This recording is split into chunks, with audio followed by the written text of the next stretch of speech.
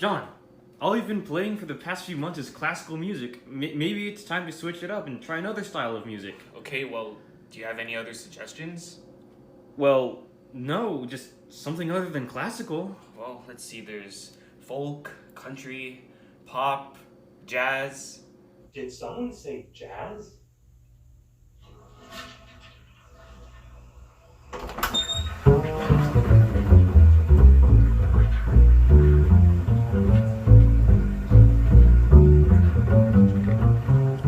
Oh man, that sounds sick.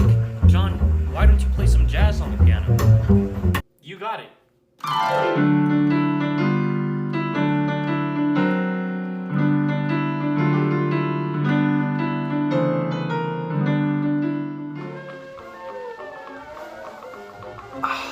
Jazz. Such an interesting and unique style of music.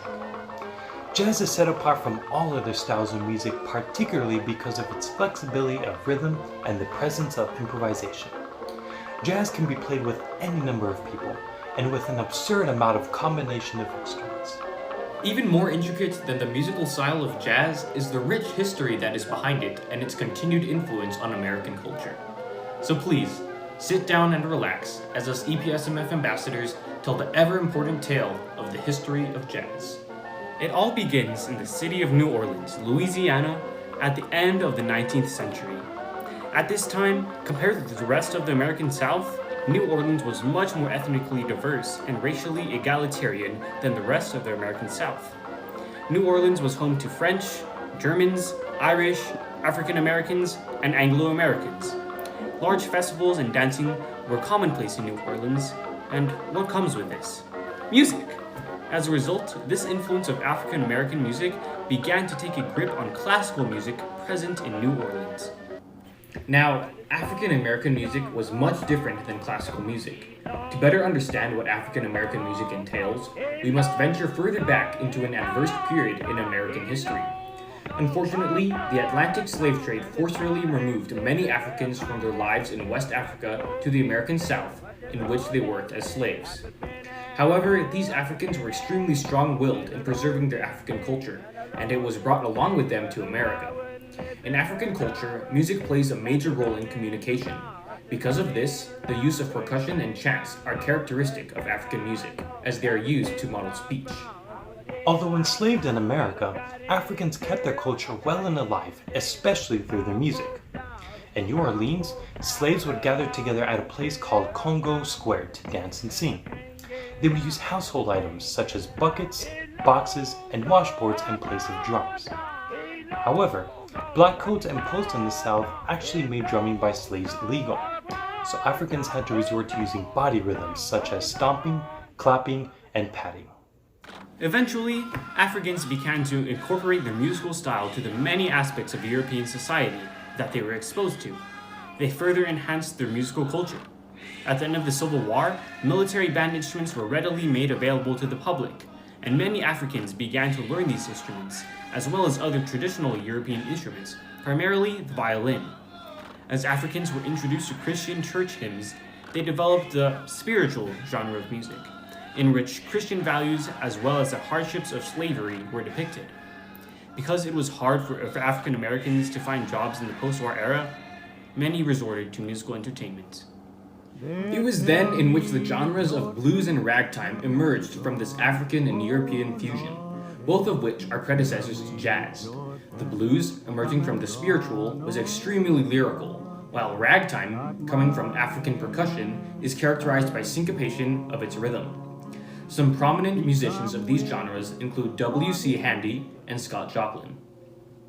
Okay, back to New Orleans in about 1902. New Orleans continued to thrive as a center for entertainment. Dance and brass bands were extremely popular, and ragtime and blues were played and performed all over the city at almost every single social event, from funerals to weddings. Enter a man named Jelly Roll Morton, who is accredited to being the father of jazz. As a pianist and composer, he experimented with the idea of improvisation, the creation of music on the spot. Morton no longer confined himself to reading off of sheet music, but gave himself the freedom of essentially composing as he performed. Morton also took advantage of new recording technologies that had recently become available, and began to record his new musical style and ventured out of New Orleans. Many other musicians from New Orleans followed in his footsteps, and jazz began to spread to other cultural centers, including Chicago and New York. The Dixieland Band, originally from New Orleans, moved to New York in 1917 and cut the first commercial jazz recording, which was widely distributed and became an intermediate success. This thrust jazz into mainstream culture everywhere in the United States. More and more jazz musicians coaxed out of New Orleans. Among these musicians was the great Louie Armstrong, who revolutionized the period of jazz from 1917 to 1930. Not only was he an excellent trumpet player, but also an outstanding singer. He is best known for his song What a Wonderful World, which has become a classic in American music.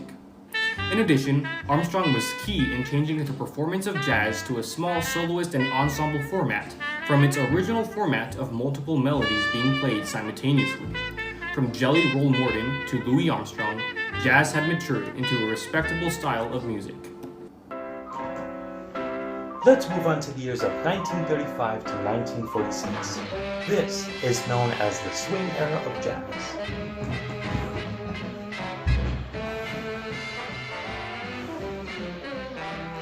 The swing era was characterized by a shift from the small soloist ensemble jazz bands of Armstrong to large jazz bands, often consisting of up to 18 musicians. The term swing comes from the strong feeling of groove and drive that these bands produced. The most famous jazz musician is none other than Duke Ellington, known as the father of big band. As a pianist and composer, he is most known for his works In a Sentimental Mood and The A Train. During the swing era, however, a great divide came into place in jazz music. Black musicians resented the extreme success of white bands. As a result, a new type of jazz, called bebop, emerged. This style was much faster and more complicated than its predecessors. For the first time, jazz audiences actually sat down and listened to the music. Bebop moved to jazz from dance halls to smoky bars. However, the newfound success of bebop music was hindered by a national ban on commercial recordings as a result of royalty disputes.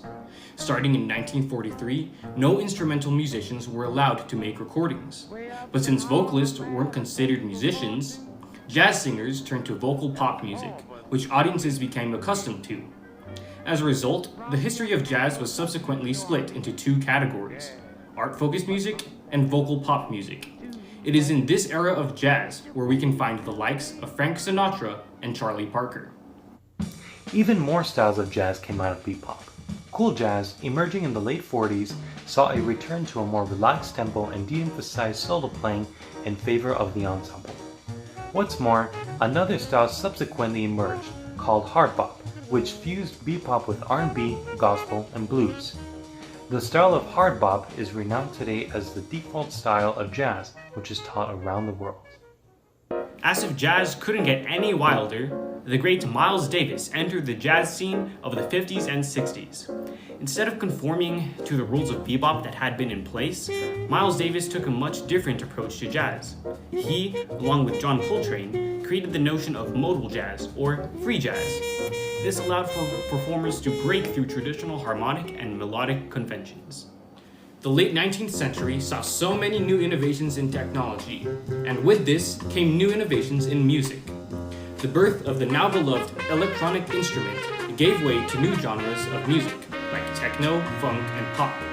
It is to no surprise that jazz musicians integrated these styles with jazz. As we have seen throughout the entire history of jazz, jazz style has continued to evolve and is truly a genre of broad perspective. Folks, that's the story of jazz. If there's one theme that you should take away from this video, it is that, in the wise words of Wynton Marsalis, jazz music is the power of now. There is no script, it's conversation. Jazz is so unique and special that it takes a truly creative mind to quote-unquote master it. As always, thank you for watching this video, and be sure to like, subscribe, and share this with your friends. Stay safe and stay healthy.